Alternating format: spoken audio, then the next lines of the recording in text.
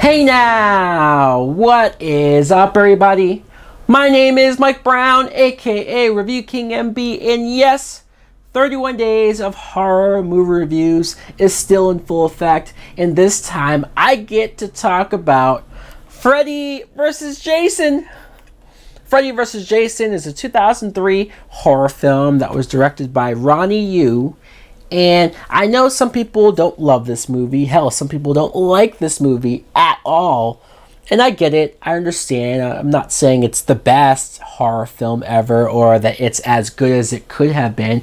But I still appreciate it. I still have a fondness for this movie that might be hard to explain, but I will try to do so. First, let's talk about what I do enjoy. The premise. I love the beginning of the movie too, where Robert Englund back as Freddy Krueger, and he has that intro, that introduction of just him talking about his past, his history. You see his origin of the parents burning him alive, and you see all of the people that he's gone up against, and just a real like, wow, yeah, this is history. This is a lot going into this character. All the times he was defeated, he can't come back because nobody remembers him, nobody's afraid anymore. I love that Freddy is vengeful and angry that he's stranded in hell with nobody remembering him. He finds Jason and decides, I'm going to use Jason to go to Springwood and kill people. And so when people start dying there again, they'll think I'm the one doing it. Their fear will make me powerful and bring me back. But the problem, and this is what I love, what their conflict is all about. The problem is that Jason just won't stop killing. He can't help himself. He kills whoever he sees, and Freddy can't control him. So now Freddy feels like he has to take him down. And I love that. I love the premise between the two characters, Freddy and Jason. I think the writing for that works. It makes sense. Again, I do have some issues and complaints, but Robert Englund as Freddy Krueger has never really disappointed. You could tell, though, that there's been a break of a few years since he's played Freddy because he's having fun. He has so much energy. He's so into it. And it's sad to think that this probably is the last time he ever plays the character on film. Jason Voorhees is played by Ken Kirzinger, who is not Kane Hodder, and I don't want to be too hard on this actor that they did get. He's not terrible. He's not a terrible Jason. He looks decent. He can pull off the bare bones of what you need to pull off. But I do think that Kane Hodder would have been 100 times better. I think there's certain things about Hodder and how he maneuvers and how aggressive he is as Jason that just, to me, that's what I think of when I think of the character. And I do think, you know, what would this movie be like with some of the action scenes if it involved Kane Hodder? Monica Keena plays Lori. She's our main character, and I think she's fine. I think she's good. She's pretty. I think her character, I almost forget how much story she gets with her father and her long-lost boyfriend, Will, played by Jason Ritter, who I do think is good. I appreciated, though, that they did have that plot of like, hey, did the father really kill her mom? Will saw that, and he claims, and then the father had Will locked away in a mental hospital, and the mental hospital is supplying these kids Hypnosil, which is a nice callback and reference to the Nightmare movies. Hypnosil is a drug that takes away their dreams.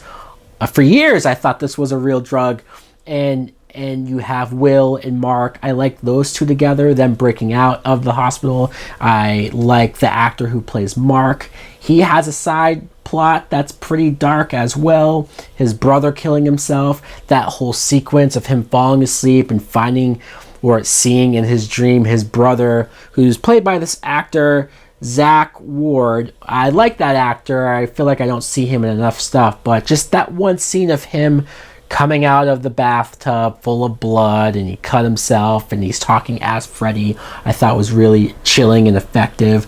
I think Freddy gets a lot of great moments in this movie. You feel a lot like this is a Freddy film, which is probably why I waited till I did the Nightmare movies to do this film, because Freddy does get a lot to do. He does get a lot of dream sequences because it's Freddy Krueger. He can do so much. You can be creative. You can do all these dream scenes that they do. And Robert Englund, the actor, he's so animated and has all these one-liners, and just, you could do a lot more with him than a guy in a hockey mask that just kills people. As cool as that is, some of the other actors and characters, Catherine Isabel, who is in a lot of horror movies. She might take the record now for the most horror movies in the span of like 10 years. I do think she's good. Characters may be a little underwritten, but I think she makes it memorable and likable. You feel a little bad for her at times, especially with her boyfriend. The boyfriend has a sick death from Jason, with the bed folding up and snapping his back. Lenderman is a character who's the nerd. He has a thing for Laurie. They never really follow through with that past a certain point, but I like this actor. He was likable. He has a moment because Kelly Rowland starts crapping on him and saying all this stuff about him being a loser, and he comes back at her with a nice just 1-2 punch that made me go, I like this guy, and I liked him throughout the rest of the movie. I should mention Kelly Rowland because I haven't seen her in a whole lot of movies, but this is the one I remember and think of. She's okay. She does get one moment where she gets to bitch Freddy Krueger out, or at least talk him down and just say the most messed up insults I think anyone said to Freddy on screen. Oh, and I should mention the fake Jay character. Not Jay from Jay and Silent Bob. No, like a character who they wrote that was supposed to be Jay or act like Jay, look like Jay, the long hair, and he's a stoner. And I always, every time I see this, I go, why? Why did they do that? You still could have made him a stoner. Even him as a stoner is so kind of over the top, and so like, because he's a stoner, he's dumb and does all these dumb things. And that weird scene with the Freddy worm, and he just follows it like it's normal. I have to mention this though. This is one of the things that I hate about this movie, and as much as I am praising it, this might sound surprising. There are things I don't like, and one thing I hate. I hate the fact that they make Jason, I'm sure you've heard this before, you know where I'm going, they make Jason afraid of water. What? Like, there's a moment where him and Freddy are fighting, albeit in the dream world, but they're fighting, and Freddy finds out that Jason is afraid of water, and that's the biggest load of bullshit I've ever seen. Fine if you want to give Jason a weakness that Freddy can exploit. Sure, story-wise it makes sense. You just have to be more smart and creative about it. The whole part of him being like afraid to touch water, it's like, dude, we've seen Jason go in water, in ponds, in lakes, so many times in the Friday the 13th movies. It boggles my mind that anybody would let that pass and just be like, oh, nobody's going to care. No fan of the series is going to point out how dumb and non-continuity this is. But guess what? We did.